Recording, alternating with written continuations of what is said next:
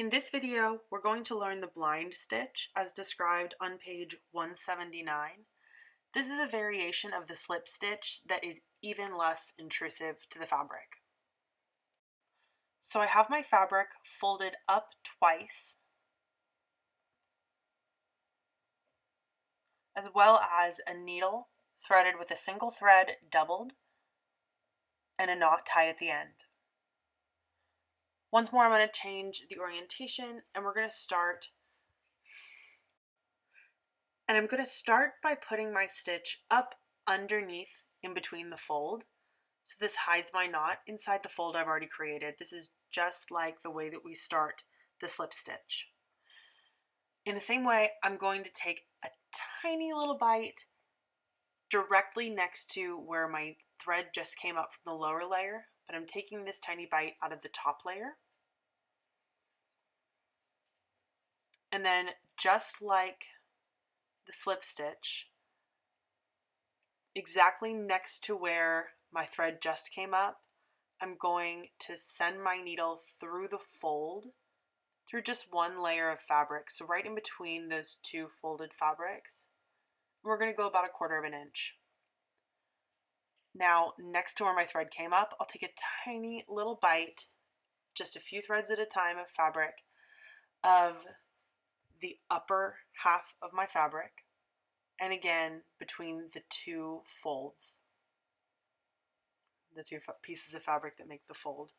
So this is exactly like the slip stitch, except for on the upper half of the fabric, that single layer of fabric, we're only taking just this tiny little bite so that this stitch is really not intrusive on either side of this fabric.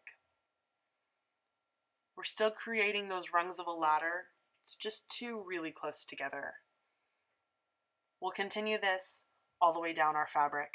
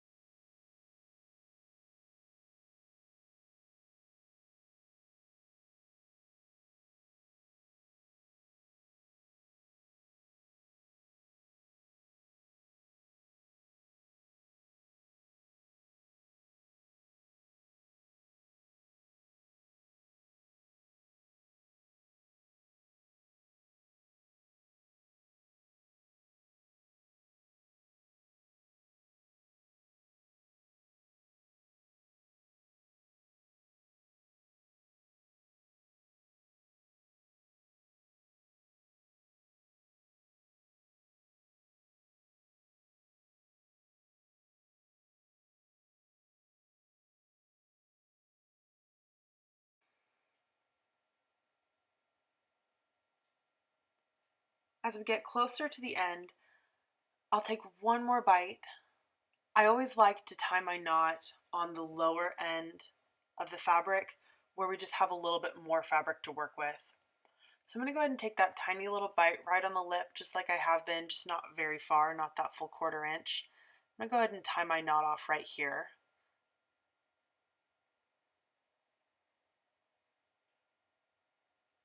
We always tie 2 knots. I'll take another tiny little bite just through the knot I created, send my needle back through the loop for the second knot, and trim my thread.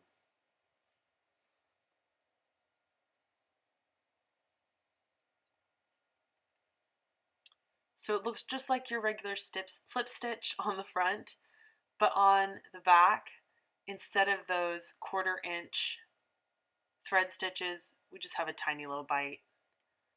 It's still that ladder pattern, just in groups of 2.